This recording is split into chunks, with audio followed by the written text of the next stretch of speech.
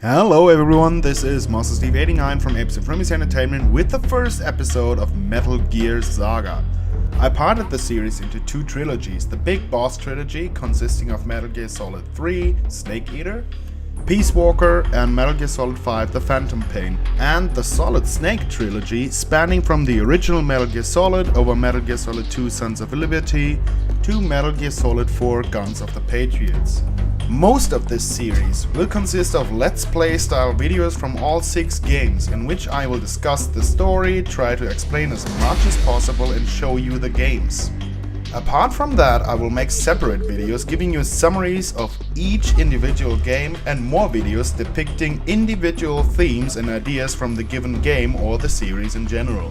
After I'm done with a game, I will also give you a review from today's perspective about how well especially the older games hold up and where I would rank the game quality-wise in the series. When we're done with everything, I hope you find new lore for the series, understand the story thoroughly, or dwell in nostalgia, because the series fuels itself with nostalgia and incredibly emotional moments. But now let's start with Snake Eater, as it is, chronologically speaking, the first entry in the series. I find you can understand the story better if you play chronologically in this case, because the story is quite complex, as most of you will know. After the end of World War II, the world was split into two, East and West. This marked the beginning of the era called the Cold War.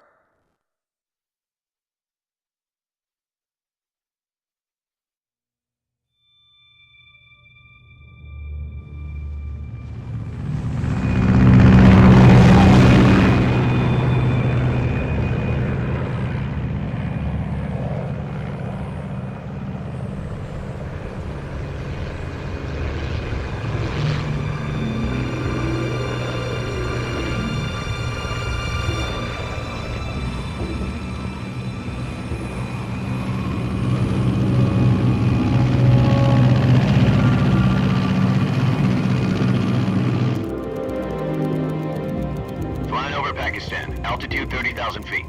Approaching Soviet airspace. 20 minutes to drop off. Commencing internal depressurization. Equipment check. Arm main parachute. All right. You ready to go? Drop zone still showing a high pressure mass. Cav okay. Good. We've got high visibility.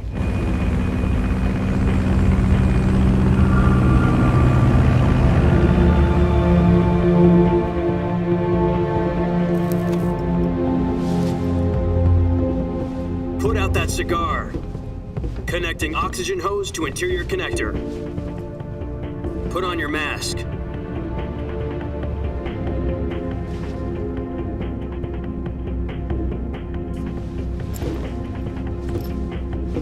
Does this panty waste know what he's doing? Approaching release point. 10 minutes to drop off. Hey, are you deaf? He said put out the cigar and put on your mask.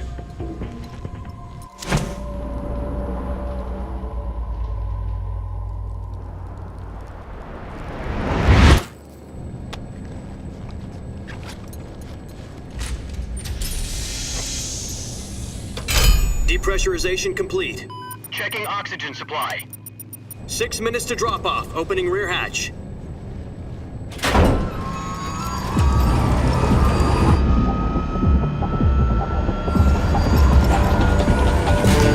Sunrise.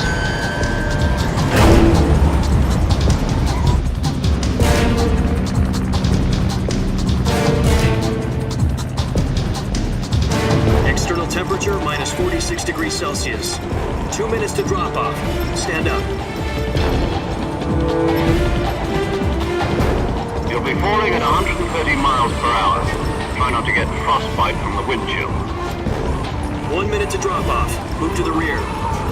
Activate bailout model. This is one for the history books. The world's first halo jump. 10 seconds to drop off. Stand by. Status okay. All green. Prepare for drop-off. Countdown. 5, 4, 3, 2, 1. Spread your wings And fly. God be with you.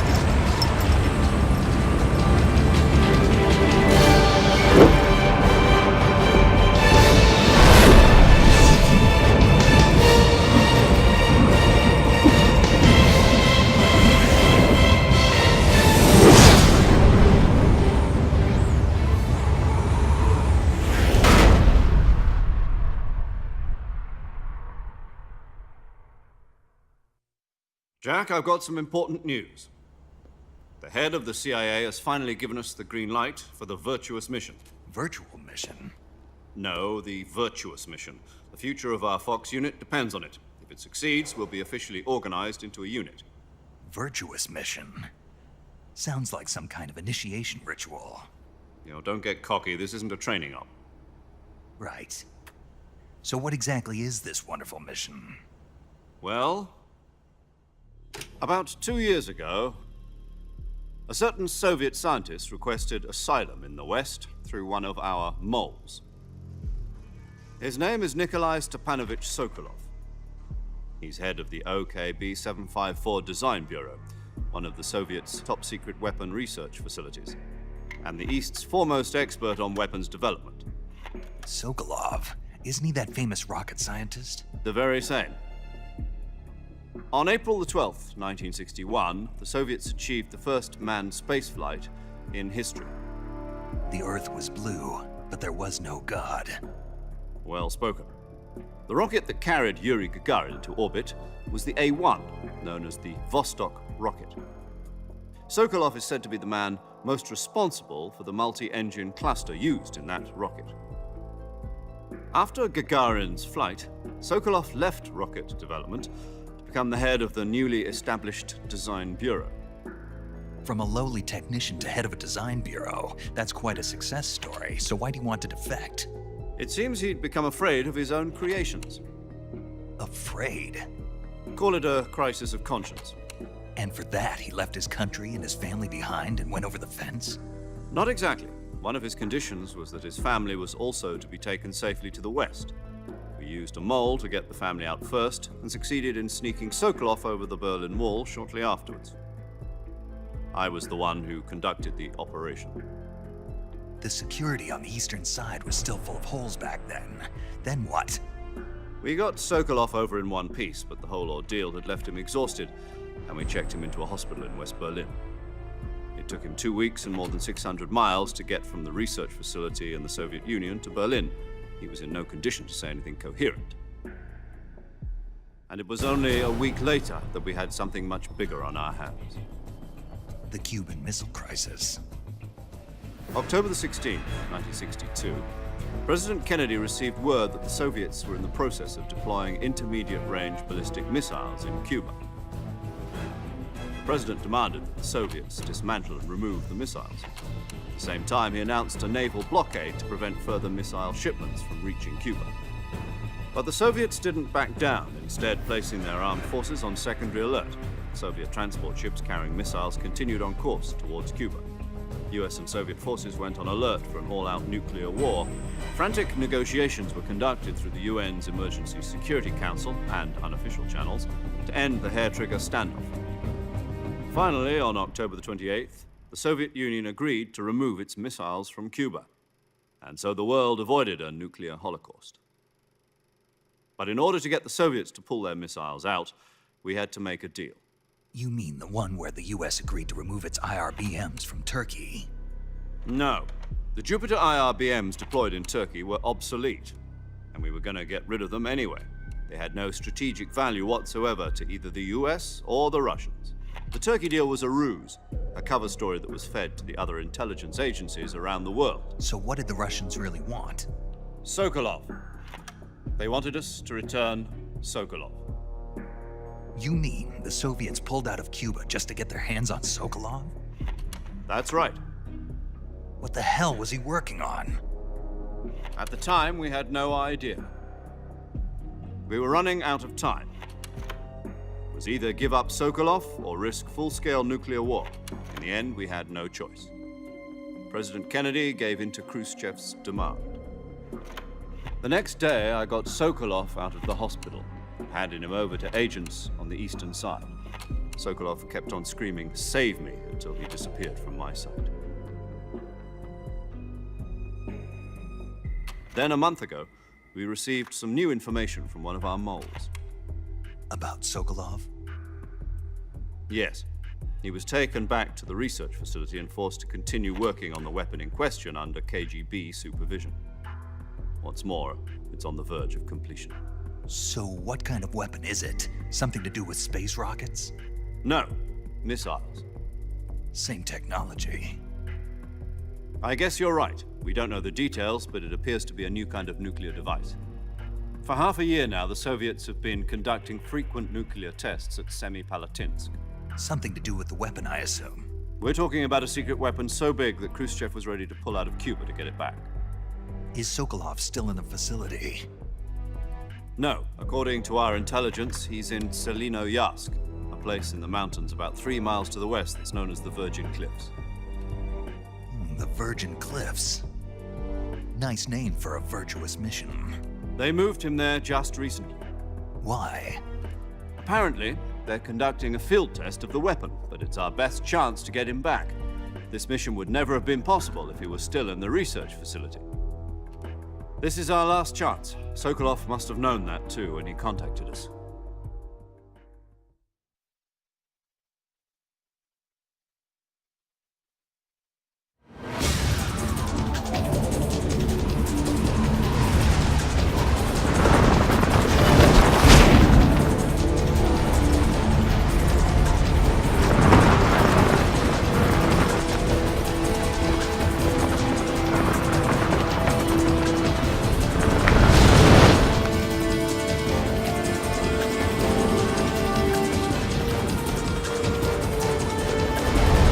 Listen up, Jack. Your mission is to infiltrate Selino-Yarsk in the Soviet mountains, ensure the safety of Sokolov, and bring him back to the West.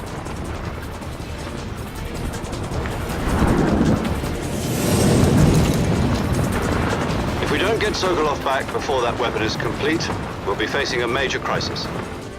The clock is ticking.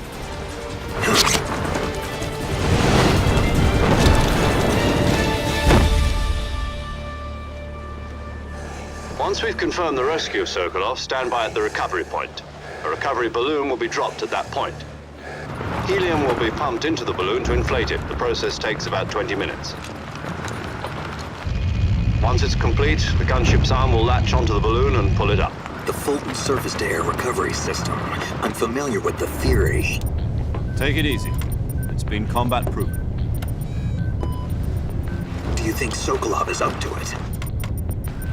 The shock will be less than during a parachute jump, and the arm can handle up to 500 pounds. So you're planning on going over the border in a single combat talon? She's equipped with 2 6-barrel 20mm Vulcan cannons, as well as 2 40mm machine guns. Sounds like she could hold her own against a battalion of tanks. Even with the fuel in the reserve tank, we're facing a 4-hour time limit. If all goes well, it shouldn't take more than a few hours. Home in time for dinner. But if anything goes wrong, you'll be eating dinner, breakfast, and all the rest of your meals in the jungle.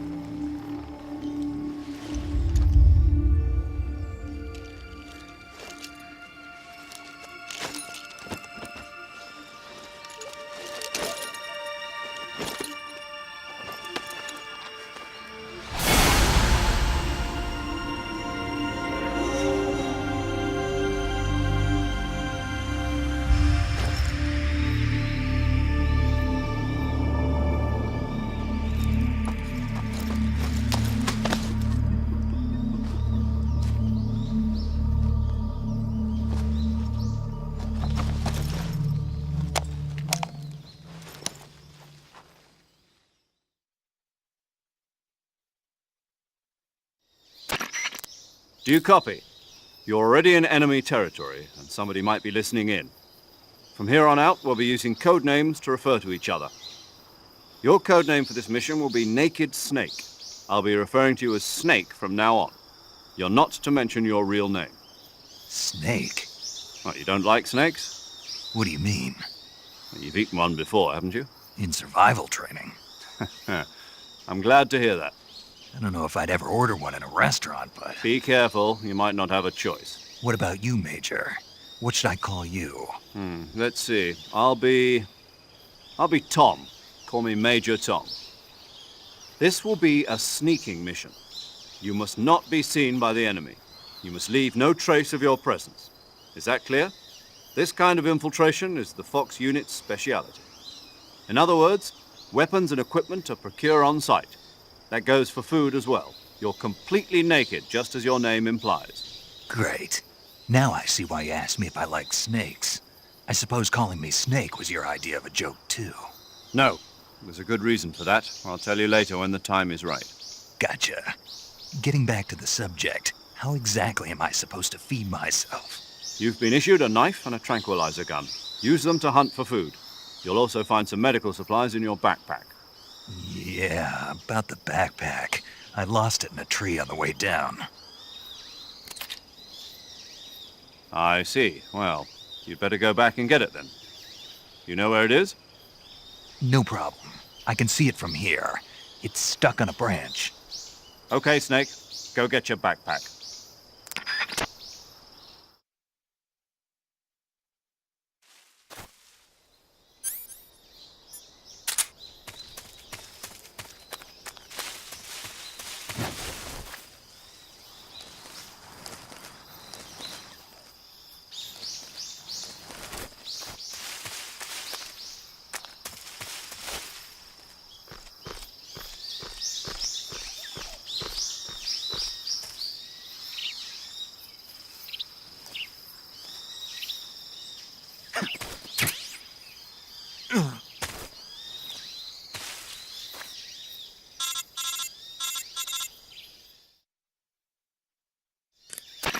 I see you've retrieved your backpack, Snake. I have to find my own weapons and equipment? Whose crazy idea was this, anyway? Solo covert actions are standard Fox operating procedure. You can't leave any traces of your presence. No weapons, equipment, footprints, sweat, or bodily waste. The same goes for bullets and cartridges, too. Your presence in enemy territory is already a violation of international conventions of warfare. There aren't supposed to be any American soldiers in Russia. It could spark an international incident. You can't let anyone see you. You can't let the enemy know you're there. This is a stealth mission. You're a ghost, Snake, in every sense of the word. And there'll be no rescue if you're captured. The military and U.S. government will deny any involvement in the affair. Then I'll just have to take care of myself, huh? I'm afraid so. You've been given a fake death pill for that purpose.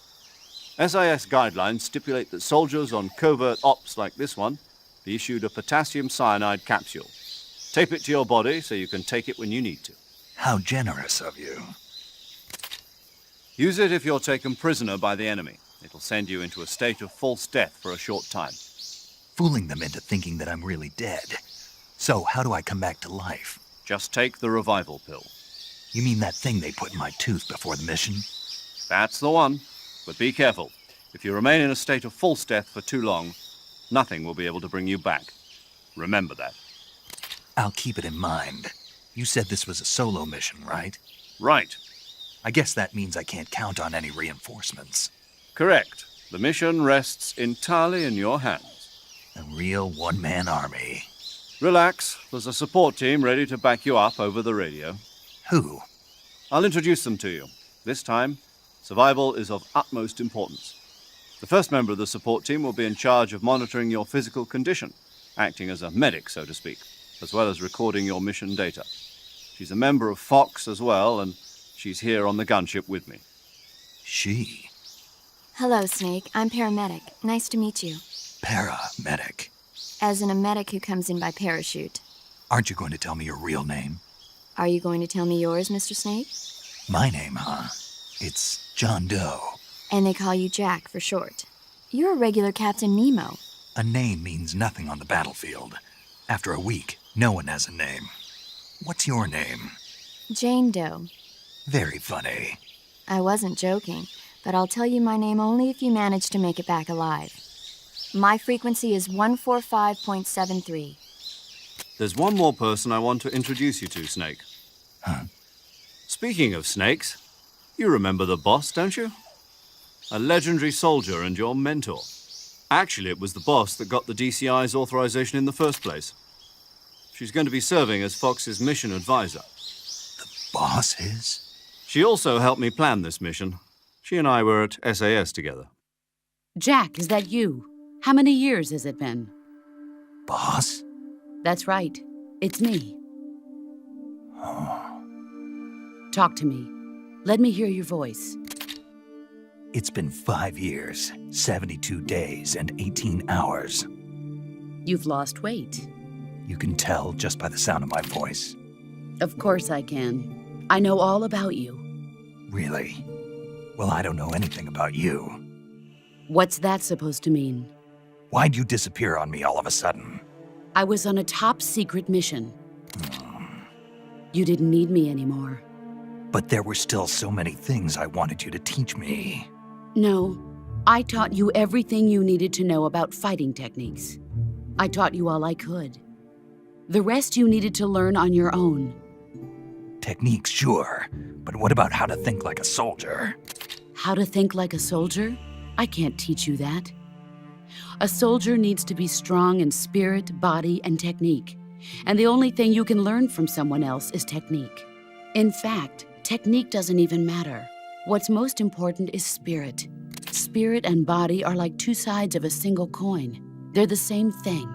I can't teach you how to think. You'll just have to figure it out for yourself. Listen to me, Jack. Just because soldiers are on the same side right now doesn't mean they always will be. Having personal feelings about your comrades is one of the worst sins you can commit. Politics determine who you face on the battlefield. And politics are a living thing. They change along with the times. Yesterday's good might be tomorrow's evil. Is that why you abandoned me? No, it had nothing to do with you. I already told you, Jack. I was on a top-secret mission. A soldier has to follow whatever orders he's given. It's not his place to question why. But you're looking for a reason to fight. You're a natural-born fighter, but you're not quite a soldier. A soldier is a political tool, nothing more. That's doubly true if he's a career soldier. Right and wrong have no place in his mission. He has no enemies and no friends. Only the mission. You follow the orders you're given. That's what being a soldier is. I do whatever I have to get the job done. I don't think about politics. That's not the same thing. Sooner or later, your conscience is going to bother you. In the end, you have to choose whether you're going to live as a soldier or just another man with a gun. There's a saying in the Orient, loyalty to the end. Do you know what it means? Being patriotic. It means devoting yourself to your country. I follow the president and the top brass. I'm ready to die for them if necessary. The president and the top brass won't be there forever. Once their terms are up, others will take their place. I follow the will of the leader, no matter who's in charge. People aren't the ones who dictate the missions. Then who does? The times. People's values change over time, and so do the leaders of a country. So there's no such thing as an enemy in absolute terms. The enemies we fight are only enemies in relative terms, constantly changing with the times. As long as we have loyalty to the end, there's no point in believing in anything, even in those we love. And that's the way a soldier's supposed to think? The only thing we can believe in with absolute certainty is the mission, Jack. All right, but do me a favor. What is it? Call me Snake. Snake. Oh, right. Your code name is Snake. It suits you well. That's right. The legendary unit that the boss put together during World War II was a snake. The Cobra unit, a group of heroes that brought the war to an end and saved the world. As long as you've got a legendary hero backing you up, you'll be fine. Isn't that right, Snake? Yeah, I can't think of anyone else I'd rather have with me. Oh, And one more thing, boss. Yes, It's good to hear your voice again. same here. After all, who knows if either of us will make it out alive? Snake, you are always best at urban warfare and infiltrating buildings. But this is the jungle. Survival is going to be key. Those CQC techniques I taught you are sure to come in handy. CQC? Close quarters combat, huh? I've been in the Green Berets for the past few years. I'm probably pretty rusty. Not to worry. I'll be here to help you remember. After all, this is your first actual survival mission. I'll be supporting you over the radio. Where are you, boss? Next to the Major? The boss is communicating with us by radio from aboard a Permit-class submarine in the Arctic Ocean. My frequency is 141.80. Call me if you need my advice on battle techniques. Gotcha. Your mission is to retrieve Dr. Sokolov. Dr. Sokolov is being held in an abandoned factory located to the north of your current position. Avoid heavy combat and don't let anyone see you. Don't forget that this is a stealth mission.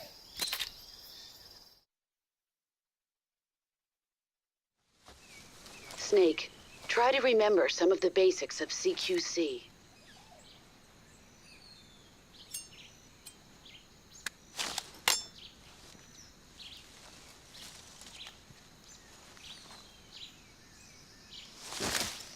Commencing virtuous mission now. So, just a few key notes about the sequence and the conversation we've just witnessed between Naked Snake and Major Zero, or Major Tom in this case, and also, especially important, the conversation he had with the boss. Because I think these are already, all the plot points are pretty much in point here, at least the underlining plot points. First of all, with the conversation with Major Zero was mostly about, setting up the world and explaining the timeline of the Cold War, which is kind of important for the story going further into the other games. And as you know, after World War II, the world was separated into two parts. It was the western part with the United States of America at its head, and the eastern part with the Soviet Union at its head. So there are two philosophies clashing, and they are not physically battling each other, but battling each other in terms of ideology, in terms of technology, and so forth. So they are fighting for dominance in the world. And that is what is being set up there, and of course soldiers from the United States, like Snake here in this instance, they are of course not allowed to go over there into the area of the Soviet Union. It would be a violation of politics, and a violation of politics. Let's just keep it at that. And the story here is that Snake is supposed to get this engineer called Dr. Sokolov because he is working on a secret weapon project that might turn the tide towards the Soviet Union if he completes the project. The other thing, the big conversation, I think the even more important part is the conversation between Snake and the boss. Because it's like the first line that Snake says here is just so goddamn important. The boss asks something like, "Jack, how long has it been?" And Snake answers so goddamn precisely. He says something like, "It's been 5 years, 17 days, and 18 hours. It's just the minutes are missing."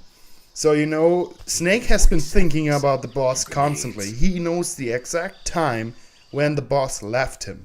The relationship between Snake and the boss is pretty much what sets the entire series into motion.